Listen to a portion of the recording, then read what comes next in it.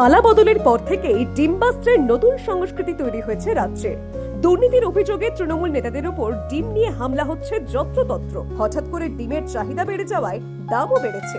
এবার চন্দননগরের ফেলু মোদকের দোকানের ট্রেতেও দেখা মিলল ডিমের। রীতিমতো যত্ন করে বানানো হচ্ছে সেই ডিম সন্দেশ।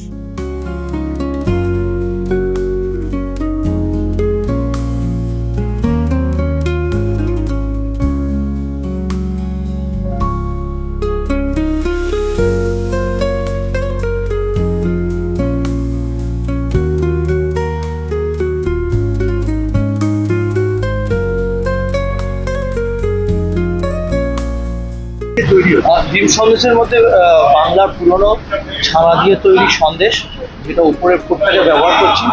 এটাতে আছে আমের পুর দিয়ে ঠাসা একটি সন্দেশ। তার মধ্যে ক্ষীর থাকছে, ছোট এলাচ, জয়িত্রী, জায়ফল এবং আমের কুচি পাওয়া যাবে। আমের পাল্পকে নির্যাস থেকে বার করে আমরা সন্দেশের মধ্যে মিলিয়েছি, যেটা ভেতরে গুটি বলি আমাদের ভাষায়। এটা এনক্রাস্টেড সন্দেশ, যার ইংরাজি অক্ষর।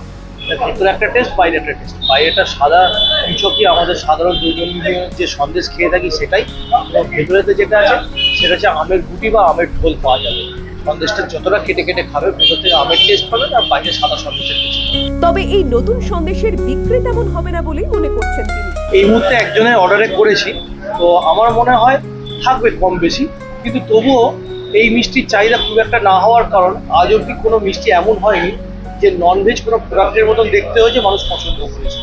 কারণ মিষ্টি সাধারণত ঠাকুরের জায়গা দেওয়া হয়, পুজোতে দেওয়া হয়। তো কারোর এতে করেছি, জামাই ষষ্ঠী উপলক্ষে হয়তো চলবে, আবার জামাই ষষ্ঠী মিটে গেলে হয়তো এটা নাও দিবে।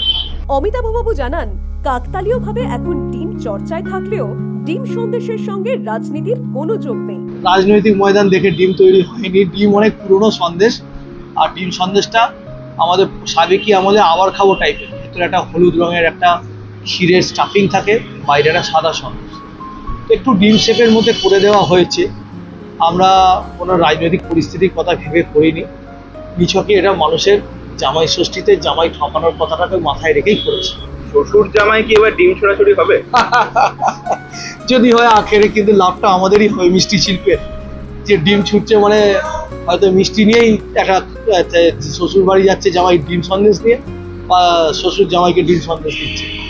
দেখা যাক, কোথাও থেকে এটা শুরু তো করা হয়েছে, এটা কোথায় গিয়ে মানুষ নেয় আপন করে, সেখানেই হবে আমাদের পরিপূর্ণতা। জামাই ষষ্ঠীকে ঘিরে প্রত্যেক বছরই কিছু না কিছু চমক থাকে রিষড়ার মিষ্টান্ন ব্যবসায়ী ফেলু মোদকের দোকানে। জামাই ঠকানো জলভরা জামাই ষষ্ঠী সন্দেশ তো আছেই, পাশাপাশি